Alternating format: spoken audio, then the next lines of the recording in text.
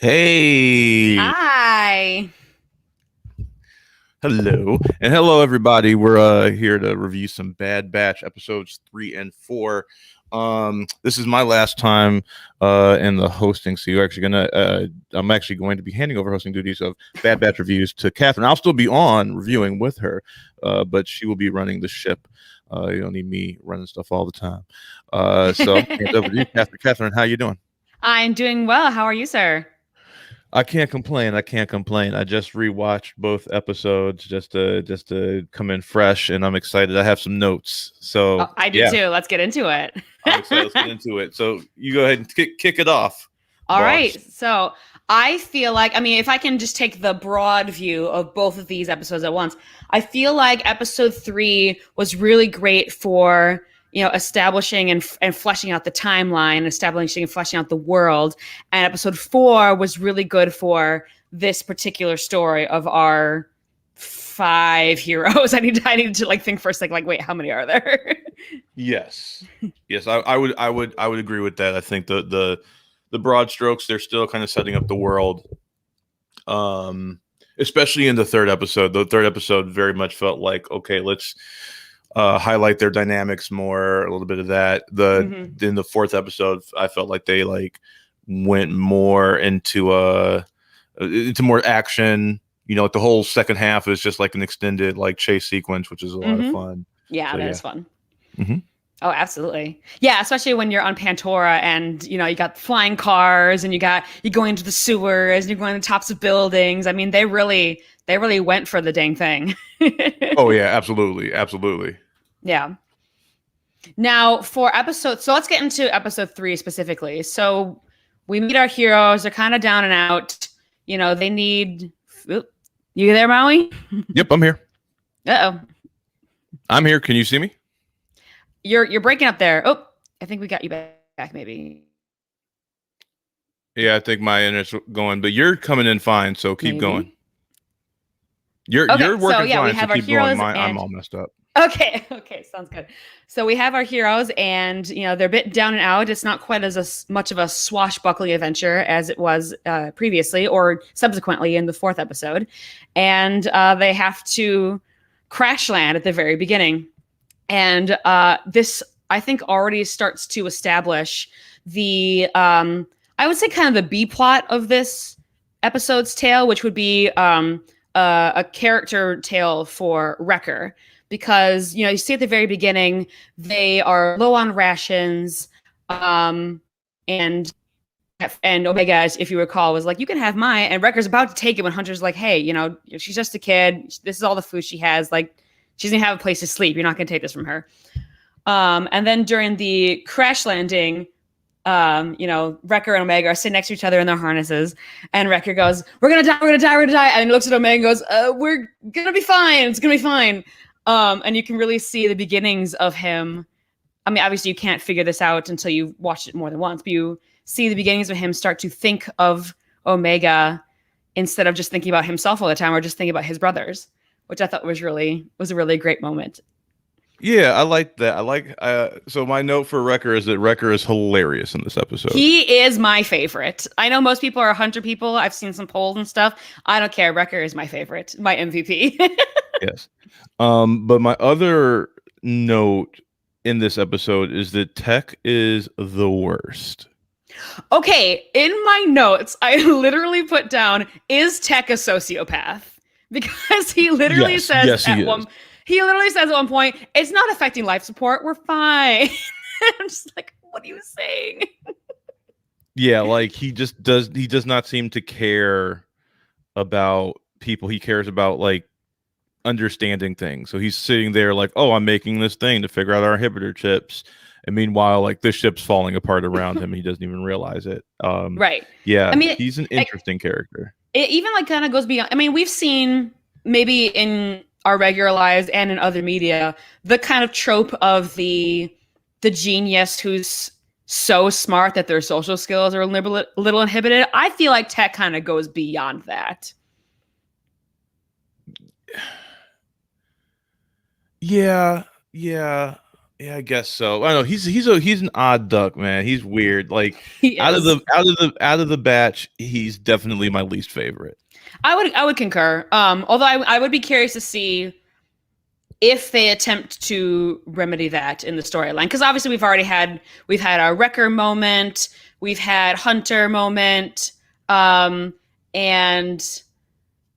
I mean, obviously Echo we already knew, coming into this show. So Tech is kind of the guy that needs fleshing out more than anybody else. I'd be curious to see if that's something they'd choose to focus on later on. Yeah, I hope they. I was thinking that too. Actually, after watching the fourth episode, I thought to myself, I really want to start seeing episodes that focus on the other members of the batch. As I feel like it's always the Hunter show, and I would really appreciate if they could do an episode that focuses on Wrecker or focuses on Tech. I feel like we got a little bit of that with with Echo in the fourth episode, but like I'm still waiting to see some more of Tech and Wrecker.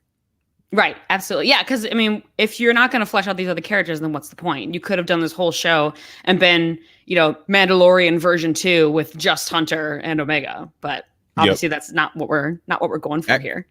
In my notes, actually, I put for Stranded, is this just the spider episode of The Mandalorian? Right, though. Well, it's basically that. Well, let's flesh that out for a little bit, because I have seen many times. Okay, so when we recorded for episodes 1 and 2, I deliberately tried to stay off YouTube videos and Twitter and tried to really formulate my own thoughts on these. But since it's been a few weeks since we've done this, I have broken and gone on to see other things. And I have seen comparisons between, Hunter's relationship with Omega and, Din Djarin's with Grogu and Kanan and Ezra from Rebels and Anakin Ahsoka, where it's this, powerful warrior who takes on this young sapling of a person, and, it becomes almost a story about fatherhood almost every single time. And I'm like, yeah, I see that. But that's just kind of Star Wars, isn't it? I mean, that's something we've seen in the films too.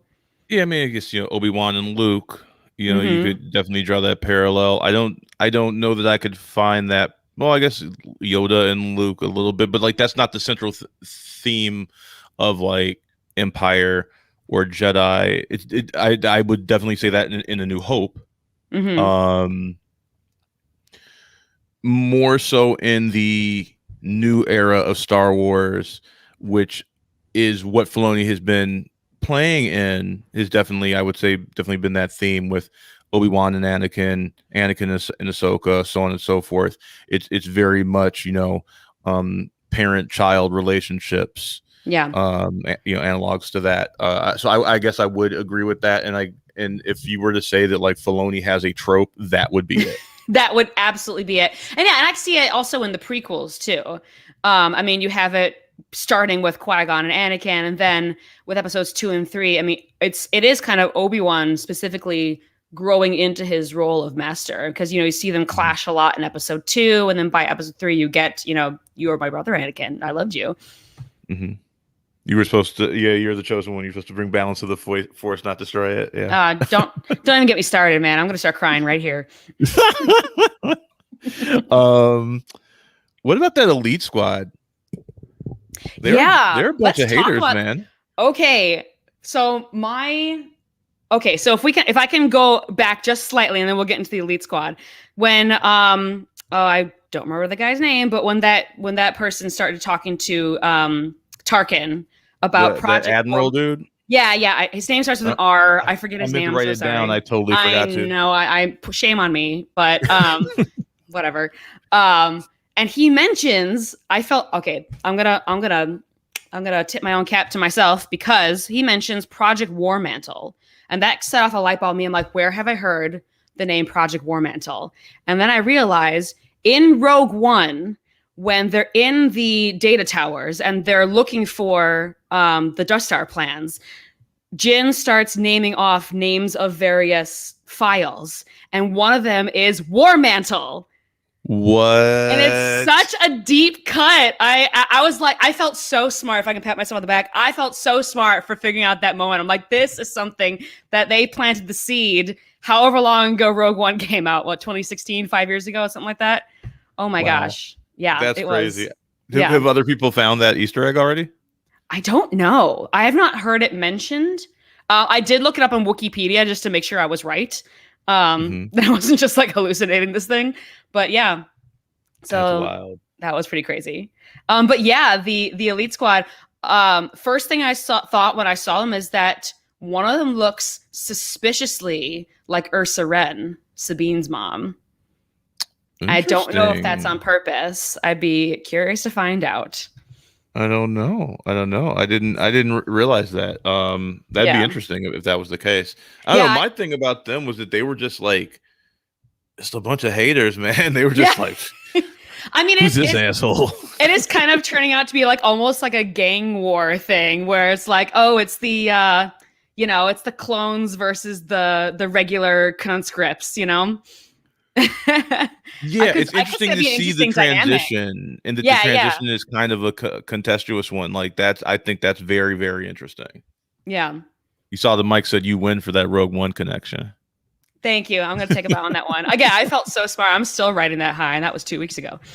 But yeah, I find that interesting. Just that whole like dynamic between the conscripted soldiers and the clone troopers, and we're not there yet, so I don't want to jump ahead. But like a little later on, there's something that very much stuck out to me that I think is going to be the big plot going forward. So seeing that, that the way that relationship is being set up between those two groups of people is very, very interesting to me. Yeah, absolutely. And another thing that really stuck out to me about those first scenes with that squadron is, again, we don't know these characters their names yet, but the blonde guy who was talking about, hey, the Empire has given me, food and a roof over my head. That's more than the Republic ever did for me.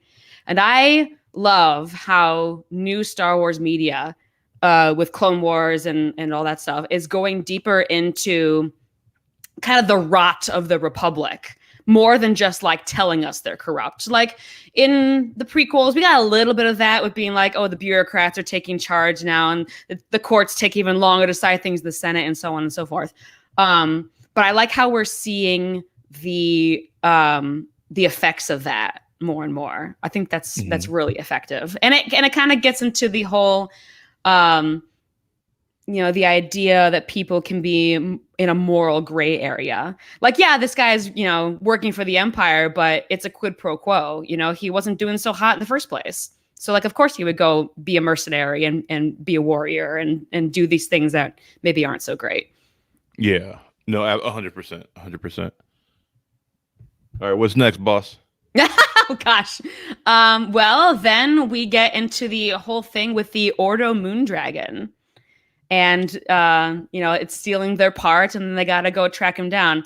I love this part for Omega. I put in my notes, Omega feels like a real kid. I mean, you do see, I think we've mentioned this in the past, you do see this trope of like the plucky kid who is maybe a little bit over enthusiastic. But I really love Omega. She feels real because she gets scared. She's not so plucky that she doesn't have, things that she's scared of. Her little, is it over? After the crash landing, like kind of broke my heart a little bit. And then she messes up, I mean, I'm sure we'll talk about this more in episode 4, but like she does things that don't turn out so well.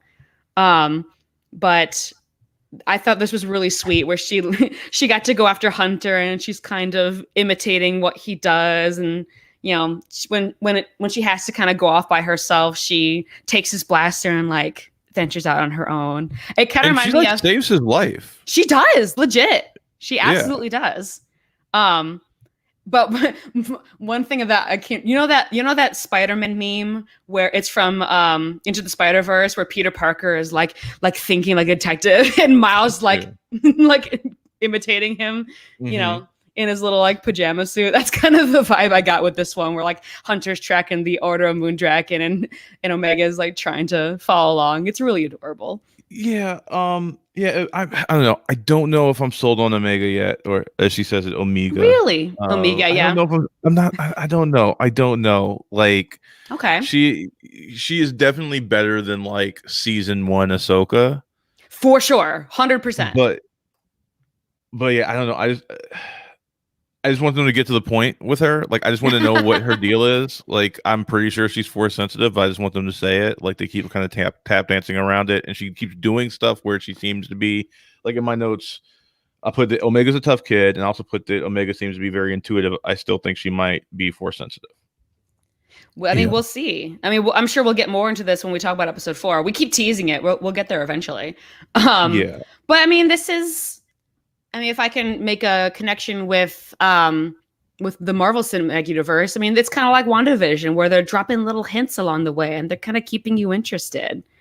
I don't know. I think the mystery surrounding Omega is very intriguing to me. Yeah. Okay. Yeah. I'm not writing her off yet. I'm still interested in her story. I'm still interested in her story. That's legit. Okay. Yeah. I mean, I think I'd be pretty disappointed if it just turns out that she's force sensitive. If that's the only thing we have to look forward to, then like, come on, man. They're all force sensitive. All these little kids that we pick up along the way. I want a series about Broom Boy. Just give me Broom Boy the series. Yeah, Broom Boy. He's gonna set all those racing animals free on Canto Bight. The Eco Warrior, Broom Boy. What else we got? Oh yeah. So then back to what was next? Is the elite, back to the elite squad, right? Yes, back to the elite squad. Man, that scene on Onderon was pretty bleak. So in my notes, I wrote, the attack on Guerrero's base is ultra violent. Yeah. ... I don't think this is a kid's show. Yeah, no. And again, it's same thing like they're doing with the Republic, where they're showing the rot more than just telling about it. A lot of original trilogy era Star Wars media, mostly the films, kind of just hinted at the brutality of the Empire. I mean, yeah, you get Luke's. I heard this described once: Luke's family getting moisture farmed, in episode 4. But apart from that, you don't really get the devastation so much, the kind of scorched earth tactics that they use. And this put it front and center. Yeah. So yeah, like in a big bad way. In a big bad way. And again, I know I've mentioned this in previous episodes, but every time I get a good soldiers follow orders, I get a little tingly. Yeah. Crosshair is terrifying. Crosshair is absolutely terrifying. And I know they're going to try to, I don't know, but I suspect that we're going to try to get a redemption arc with Crosshair. It's just the chip in your brain. Like, it's fine. But like, is it though? He did there's massacre. There's moments where they linger on him where you can tell like he is wrestling with what he's doing, or that he misses his brothers. Like when he goes to sit in their old bunk, like by himself. Right. Like I feel like they're still heavily hinting that like he does miss his family. Can I make a bold prediction here? Yeah. I think they're going to Kylo Ren him. I think he's going to die. Because it's really hard to reconcile, that he's done a war crime and probably will do more in the future. And it's tough to redeem that kind of character. I could definitely see him having like a final, like, I'm sorry for what I did. You're still my brother kind of moment. But I don't really see a way around him, again, doing a war crime.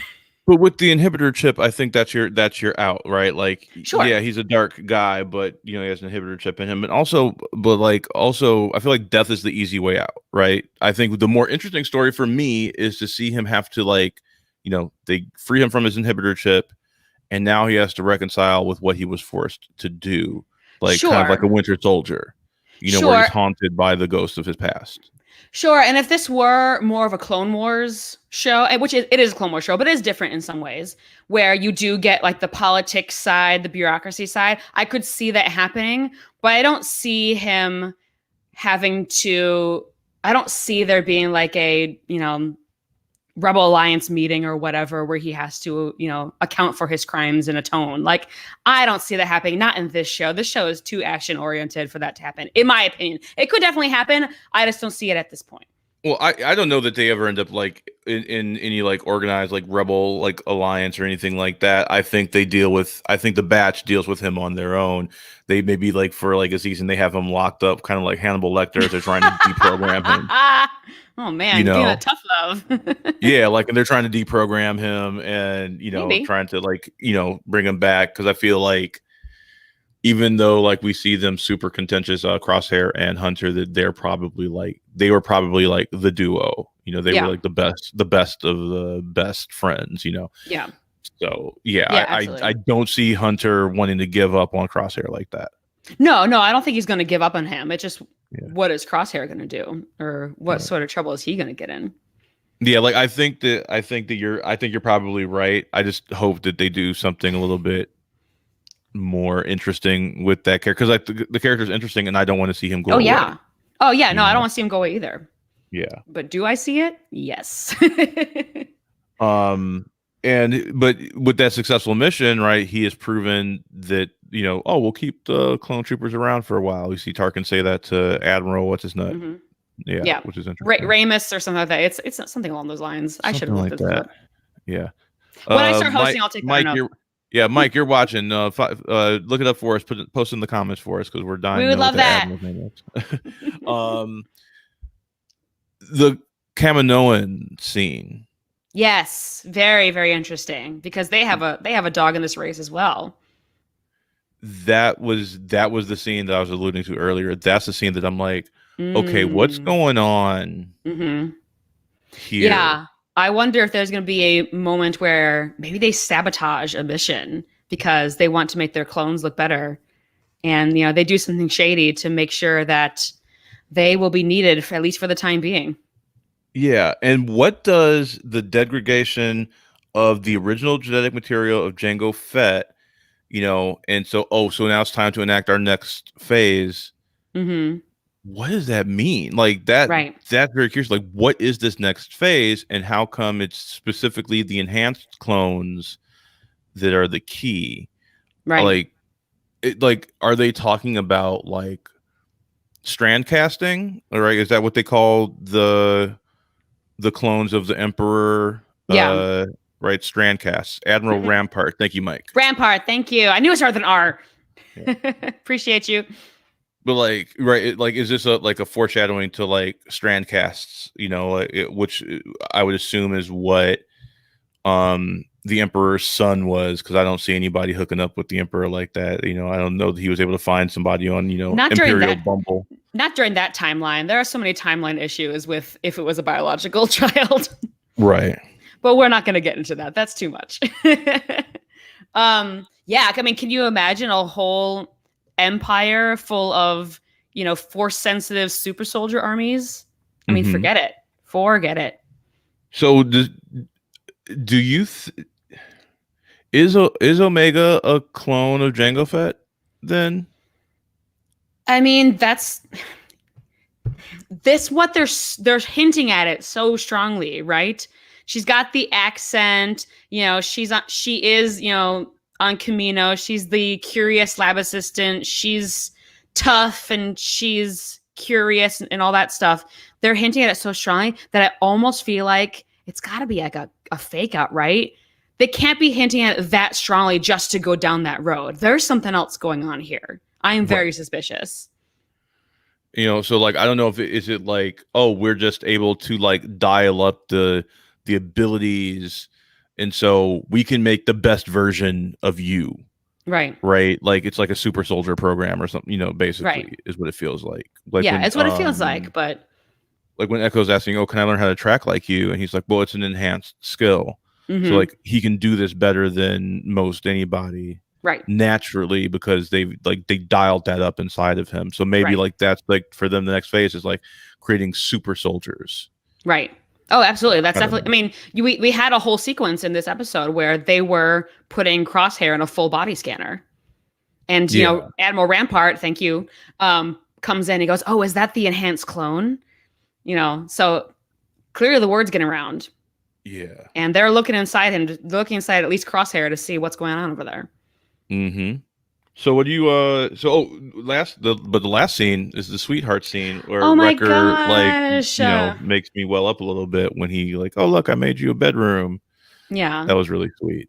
Yeah, and again, like we alluded to before, they're giving Wrecker a nice little, brute with a heart of gold kind of story Mm-hmm. arc, which I absolutely love. It still solidifies that Wrecker is my favorite.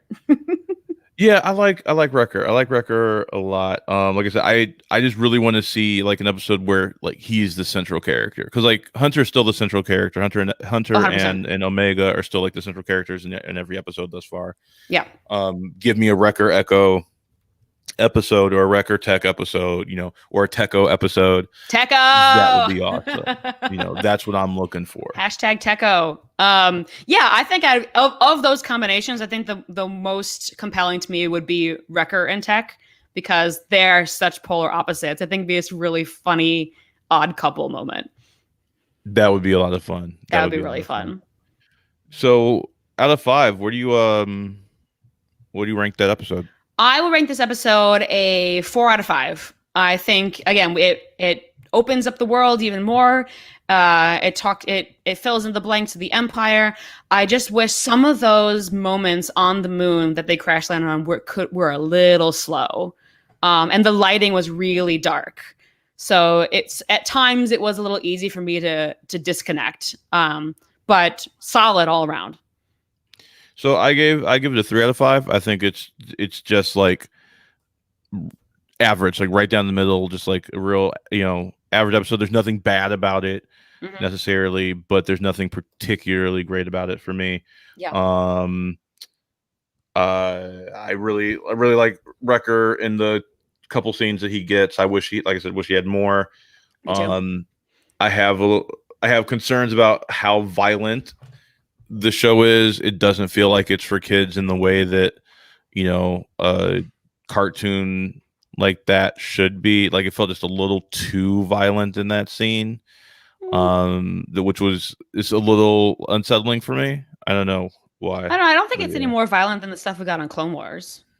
Yeah, I guess Clone Wars got the same way, especially later, the further in you get, But at first, though, it was more, all of the violence was against like droids. For sure. Yeah, and I think where I do agree with you, I think the violence itself is no worse than stuff we get on Clone Wars. Where it veers off kind of into left field for me, and I agree with you, is the context. So the actual shooting, not that bad. We get shootings in Star Wars all the time. It's that it's unarmed civilians in a hostage situation. Right. Instead of the faceless stormtroopers, they're just like the cannon fodder. Yeah. We're seeing like actual people that are like pleading with their eyes, like "Don't kill me." Especially when you have Crosshair, when he's, in previous episodes and in Clone Wars season 7 was one of the heroes. That's gotta be a weird whiplash for someone who's younger. Yeah.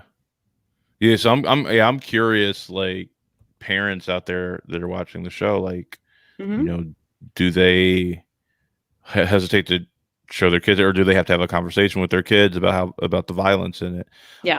Because it struck me as particularly violent, and maybe it's just because I've been working on a children's book for months, and different context for you. Yeah, so maybe it was a little whiplashy for me, but like it was like, oh, that's really violent, For sure. And also I'm sure it depends on the age of the kid and the maturity level of the kid and how much this type of media the kid is, consumed in the past. I'm sure it varies from family to family. Mm-hmm. All right. So 4 out of 5 for you, 3 out of 5 for me. Next episode is Cornered. Yes. I legit screamed when I saw Fennec. I love that so much. And again, I know we use the phrase opening doors in different directions a lot in these reactions, but once again, we see another little thread being tugged on where we actually get a tie-in with the Mandalorian. And I love. And you get to see her. Yeah, obviously we'll get into this, but you see Fennec, she's obviously manipulating Omega in a lot of those scenes, but you kind of get to see her, take off the helmet, let her guard down. She's walking through the streets with a piece of fruit. Fennec confuses me is what I wrote in my notes. Like I like me. That. Fennec does she's me. like obviously evil, but then like she like smiles and she's like, it's okay. And like she even sounds evil when she's talking, but for some reason I want to believe you. I do. Maybe it's because I'm just in love with Ming-Na Wen, but I know. And it's funny because when I see her on Mandalorian, I'm like, oh yeah, it's Ming-Na Wen. She's a badass. I love her. But then when I saw her in this show where it's animated, and like, yes, it's her, but it's not really her. I got to hear Mulan in that voice again. I was like, oh, I want to believe you so bad, but alas, you're kind of scummy. Yeah. The opening for this with Tech and Wrecker, we get a Tech and Wrecker scene. Yes, we do. We get a little taste of that. And they get shook down, which I thought was hilarious. Yeah, and Wrecker just has absolutely no idea what's going on. Yeah, he's like, yeah, you're not going to scan our ship. He's like, oh, I'll scan your ship. Oh, for a price. Yeah, and Wrecker's like, huh? But you said you weren't going to. Okay. Yeah, I love that. That was so cute. And I turned to my husband at that point. I was like, Wrecker has about 5 brain cells up in there. And they're just rattling around. That man has been concussed a lot. And he's a little punchy. And also one more time in the fight between Fennec and in the sewers. I'm like, oh, there goes another one. Every episode, like in the previous episode, he was like, my head. Yeah. Oh, I thought they were like foreshadowing something about his inhibitor chip in that scene. Like I got in the last episode, in episode 3, I was like, for a second, I was like, oh, are they going to do something where like the inhibitor chip kicks in because he got concussed and he tries to like hurt them or something? Right. But then nothing happened with that. So I was like, oh, okay. Yeah. And maybe they did it on purpose for the people who like to overthink things like us. Be like, what's going to happen? Yeah. Let me ask you a question. Yes. Do you think the clones stick out too much? Like, I feel like they're super, super conspicuous. They are. I know that they did their best with Echo, but I don't know. I've never seen a droid look like that with that kind of like, gas welder shield for a face. Like, yeah, no droids look like that. Come on now. And of course, Hunter being the behemoth of a human that he is, like, he's pretty. He's also still basically wearing his outfit from like wartime. Yeah, and again, all these clones have the same face. So you think you would see him and be like, oh, there's one. But on the other hand, the people who live on Pantora, they've probably only seen clones in the sense of, having the helmet on. They might not have seen a clone's face before. You see this comment from Eric here? I do. Dishonor on Fennec. Dishonor on you. Dishonor on your Bantha. Iconic. Dishonor. I love that. That's amazing. I love that. Yeah, I don't know. Like, I want to see them like level up and get like their like new outfits. Like, I feel like that's an episode that needs to happen. That's one of the things I loved about the Mandalorian is it kind of felt like a video game in season 1 where like every episode he would like level up and then get new stuff. You got a new skin, Yeah. you got new gear. So like, I'm waiting for that scene. Well, on top of that, you're on Pantora where everyone's skin is blue. Mm-hmm. So you stick out even more like a sore thumb because you're, flesh toned. At least human flesh. I was trying to remember. That's not Thrawn's homeworld, is it? I don't think so. No, Pantora. He's from a different world, right? No, yeah. I mean, I don't know. I never read the Thrawn trilogy. Shame on me. I would love to. I sometime. did. I can't remember. Like, I don't remember if they ever mentioned his home planet in that, and I don't know if they've ever named his home planet. I'm gonna look it up. At some point. Had to have it at this point. But Pantora was in Clone Wars, either season 2 or season 3, where one of the people from there is Ahsoka's friend, and they're trying to oust the Separatists from their system. That's right. He's Chiss, and he's from Rentor. Okay. Rentor, Pantora, they sound kind of similar. Yeah, I wonder if they're in like the same like star system or something like that. You could go real deep on those maps and stuff. Yeah, that is yeah. I'm a not gonna rabbit let myself. hole. I'm not Yeah. gonna let myself fall down that rabbit Come hole. back to us, Maui. Come back to us. Yeah. Yes. Yeah. Eric.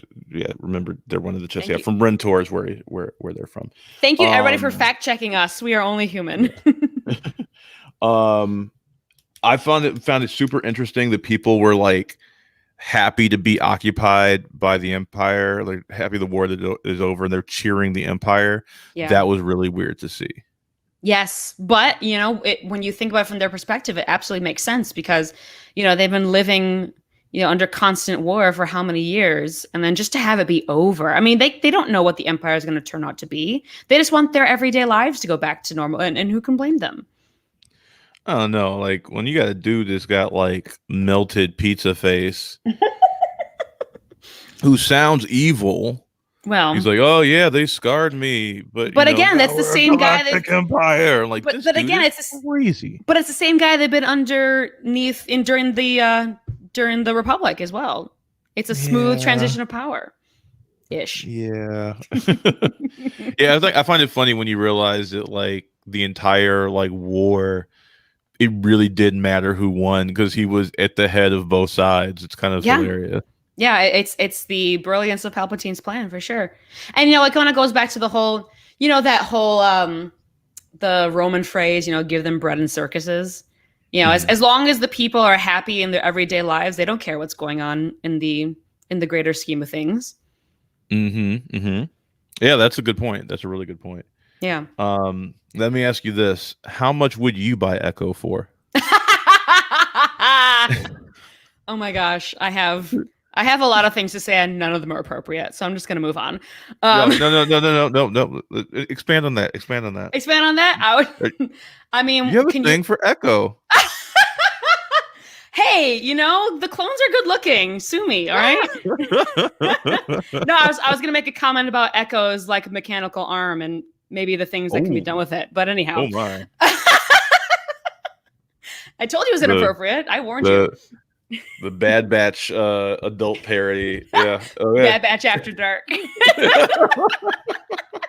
That's why they call them the Bad Batch. If the you know Bad Batch. Yeah. This is gonna be on the internet forever. What am I doing? That lives on the internet forever. You can't take that back. I'm never gonna get another job ever again. It's fine. You're in a job interview, and they're like, "Did you ever review the Bad Batch?" And you're like, "Oh my god!" Thank you for considering me. And yeah, just thank walk you. out. It's been a pleasure, and I'm just gonna go. Anyway, I thought that scene was really great. I thought that was a really funny comedic moment because I don't think of Echo as being a particularly comedic character, or Hunter for that matter.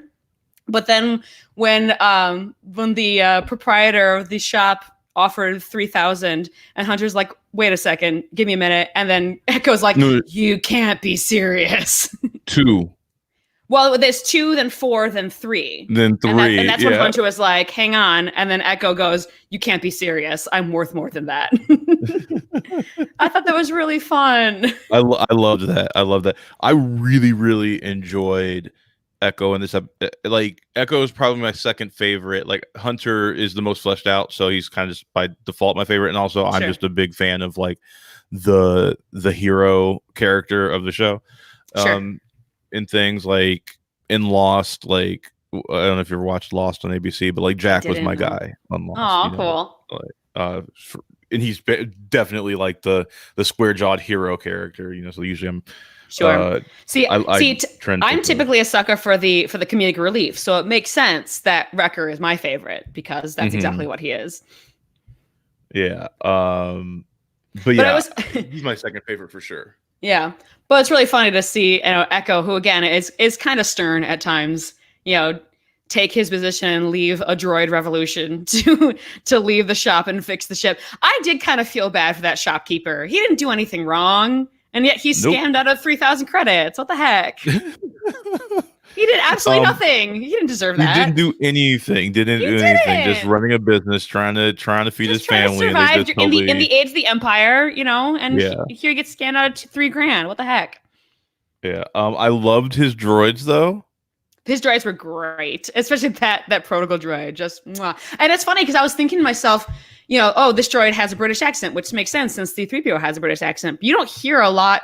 Is this the first protocol droid that we've seen outside of 3PO to actually have a speaking part? I mean, I know we've seen them, but you don't interact with them so much. So it's like, is this a thing that just protocol droids just sound like that? We've seen other protocol droids, but I don't know how much we've ever heard them talk. And I definitely don't think I've heard one talk with a personality like that. The only one I can think of is in Empire, in Bespin, when C-3PO gets separated. Yeah. And he's like, oh, a familiar face. And that other droid's like, Ichuta, Yeah. How rude. But I mean, that's all I can think of. Yeah. I can't think of another instance. Yeah, that's interesting. Yeah. So I guess that's just the standard protocol droid is very proper. Yeah.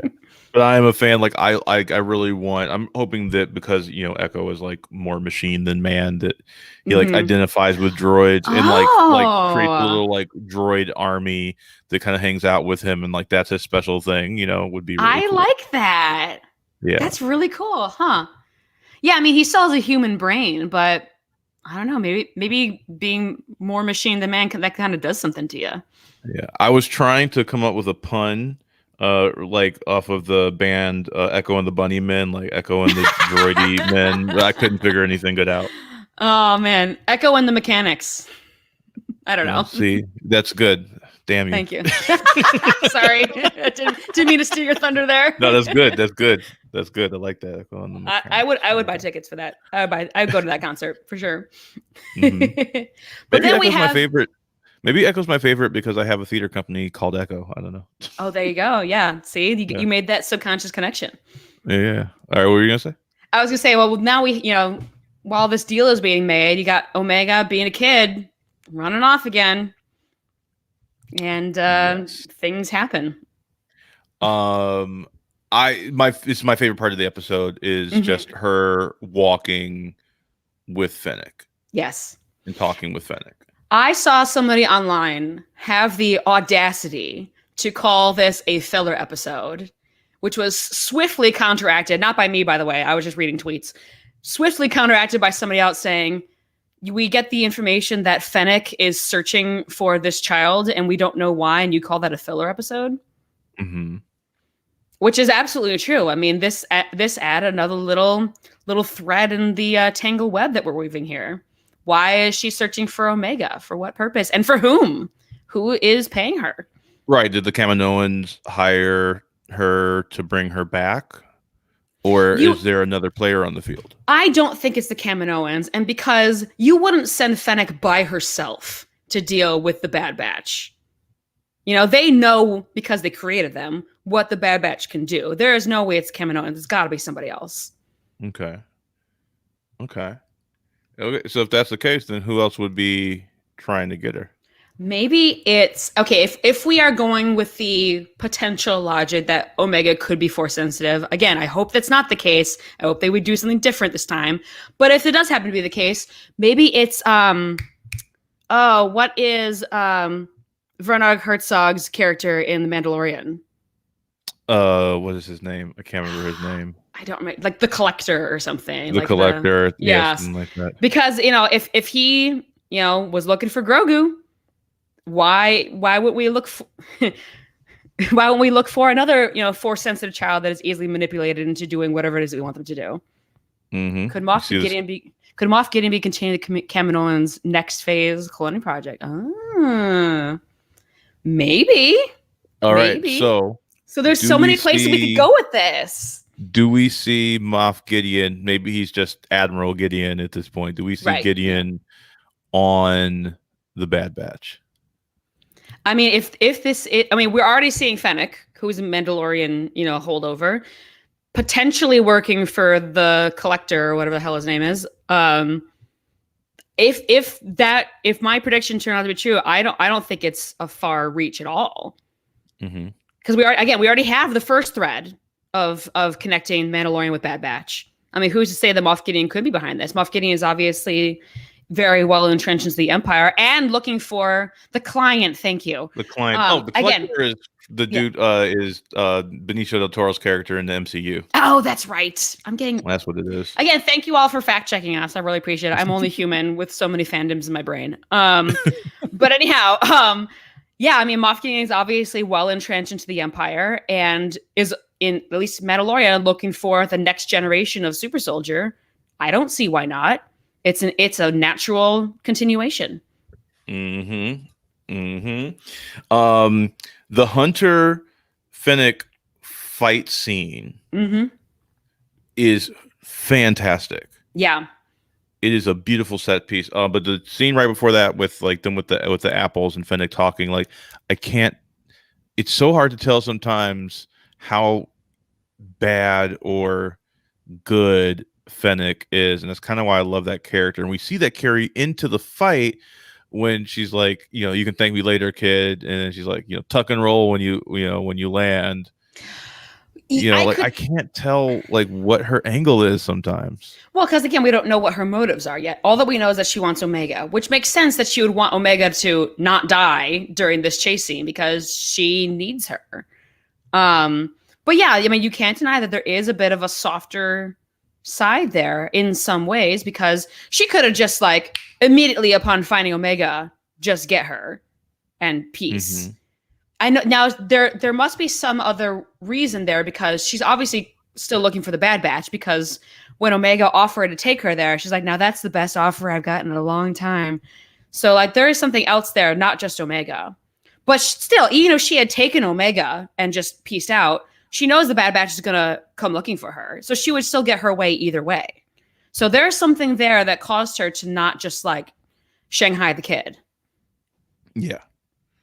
Yeah, and I'm very interested to see where that goes. I'm hoping that Fennec. It feels like Fennec's going to be a continuing player. Yeah, on this show, which makes me super happy. So happy. I did not of all of the potential appearances that we've talked about, Fennec is not one that crossed my mind. Now I do recall that I think she was in the trailer at some point. But like you see her in the trailer, you don't know like how big of an impact she's going to have. Maybe it's just like a cameo. Maybe she's just for like a scene or two. It seems like she's going to be a player in this story.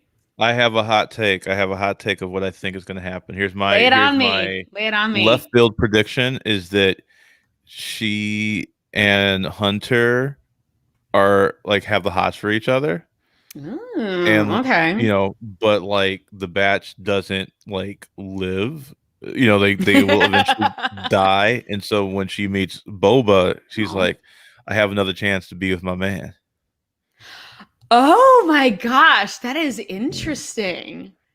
I mean, maybe because Bad Batch is gonna wrap up at some point, and then we get the Book of Boba Fett in December. Yeah, so like he looks like the man that she had the hots for, and he has like the same kind of like gray moral code that she has, and so she's like, oh, here's like the version of Hunter that I can actually be with, and we can rule the criminal underworld together. I mean, yeah, but I feel like Hunter has more of a firm moral compass than Boba, right? Which is why they couldn't work. Right. But now she has a second chance because here's this dude that looks just like her old dude, but is morally gray like her and will kill people with her and have fun. Normally, I object to shoehorning in a love story just because you have a female character, but this is so interesting that I'll allow it. Yeah, like it is, and I don't even know if it's like romantic necessarily. Like maybe it's not romantic, maybe it's more like a elementary like an elementary like Joan and Sherlock on the the adaptation of the Sherlock Holmes modern day New York detecting. They are partners, they are two people that love each other. It's not necessarily a sexual relationship, right? And it could be something like that, right? It's just like, no, like we're just kind of doing life together. We're all in on will they won't other. They situation. Not even will they won't they, because there's not really a sexual chemistry with that, which is the like I'm binging Elementary right now. I can tell. But like, it's one of my favorite things about it is that like they love each other completely, but it's not a sexual relationship at all. Mm-hmm. Like they both have their own sexual relationships off on the side. What they have is infinitely more profound. Right. And maybe it's something more like that. Or maybe she had a romantic thing with Hunter that didn't work, and then she finds this new type of relationship with Boba that's not a sexual relationship, but a true partnership. I think right. I'm just very interested to see where they go with her.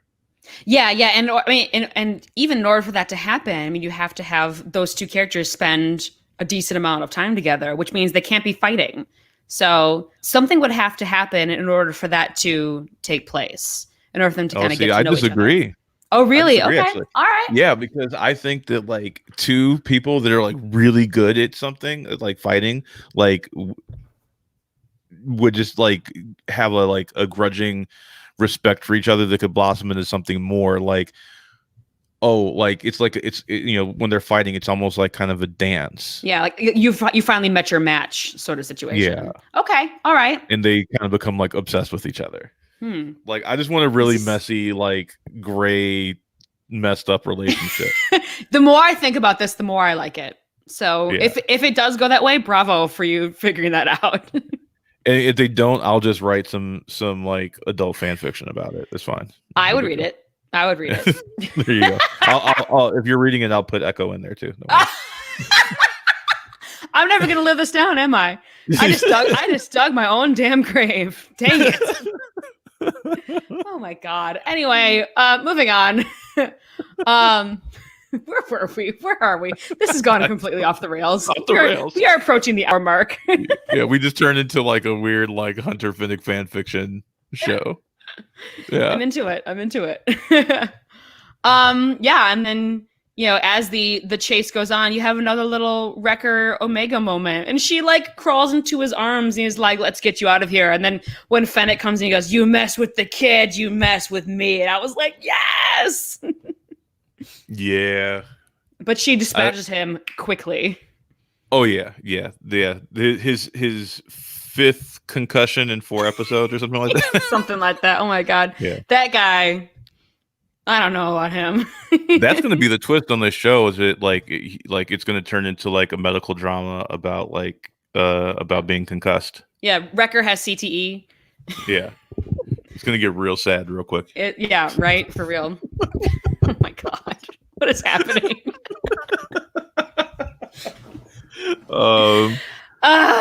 Anyway, anything else in the middle of that? Because like they jump back and forth between the action sequence. I think that's pretty much it. I mean, she had, she now. I will say the final detail that we should talk about is Fennec while she's watching them take off, while she's watching them leave, she talked into a comm link to somebody. The target got away, but I'll find her. Mm-hmm. So I mean, obviously we knew she's looking for Omega, and it's got something to do with the Bad Batch, or else she could have just taken Omega and left.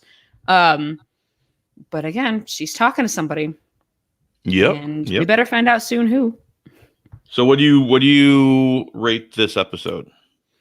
I mean, you gotta love Fennec. I'm reserving my 5 out of 5s for something really awesome like the first episode. So I'm still gonna give this one a 4 1/4. We're gonna give this 4.25. Because I'm getting a little extra edge because of the comedy in this one. Like even between Tech and Wrecker, when Tech is like showing him, which part, he's like, yeah, just show me what to pull apart. There are a bunch of cute little moments in this one that I really appreciated. I will give this one. I like this one more than 3. I'm gonna give this 4 out of 5. All right. So we're pretty much in alignment. I thought this was a really fun episode. Omega didn't annoy me as much in this episode. And it starts the beginning of my Hunter Fennec thing. Your fan fiction empire. Yeah. Now I will ask you a question. So you say that Omega did not annoy you as much in this episode. But she still like did something kind of stupid. She ran away in the middle of a crowd, chasing after pug-like creatures or whatever. Like that didn't bother you? Those were really cute pug-like creatures though. Like, I kind of get it. I kind of get it. All right. I mean, like I said, she didn't annoy me as much. She still annoyed me a little bit, just because she's kind of written as an annoying kid, you Mm-hmm. know. But the way they wrote her, like talking with Fennec, and Fennec kind of just like, um, I don't mean this in a sexual way, but like seducing her to like, oh Oh no, yeah. it's okay, I'll help you get back to your Yeah. family, you know, like was really, really well done. And like Yeah. Ming-Na Wen's like voice acting was On phenomenal on in point. those scenes. Like, even though like I know what she's there for, like I'm like, I hope I can trust her, even though I clearly know that I can't, you know. Right. Well, and it also speaks to Omega's character too, that she is still looking for someone to kind of hang on to. You know, I'm guessing she didn't get a lot of love and affection in Kamino, so she is still, you know, looking for that role model, that parent Mm-hmm. figure. Yeah. So Mike in the chat says, my friend thinks Wrecker's head injuries are actually foreshadowing for him getting sick and or dying. Oh, like he's like If degrading because he's a clone. That's interesting. if Dave Filoni is setting up this adorable Wrecker Omega thing, you know, the giant with a heart of gold, just for him to get sick and die, I'm suing. I can't handle that. I can't. I will take legal action. I can't do it. Yeah, that would be really sad. That would be really That sad. would be really sad. And so Filoni like. Oh my god. Yeah. And then like Hunter's really upset and Finnick just comes to like console him. Well, so many it'll be okay. possibilities. We have uncovered like 10,000 different ways for this series to go just within these 2 episodes. Yes. I'm really excited to watch tomorrow's episode. Are you available? Are we gonna do a day of reviews? Sure, yeah, we can do it same day. The same day situation. Right. So check us out tomorrow around the same time, 5:00, where we'll be reviewing episode 5 of The Bad Batch. Kat, you got anything coming up that you want to plug? Not at this time. I got some things in the future, but we're not quite there yet. Okay. I will be, let's see, tonight at 7, I will be doing a reading of Cruel Intentions over at the Kevin Pollak's Zooming the Movies Facebook page. I'm playing, I don't know, the black guy in that movie. I can't remember his name. It's been so long since I watched it. I watched that when I was a teenager. And then Sunday, I will be doing a reading of Austin Land.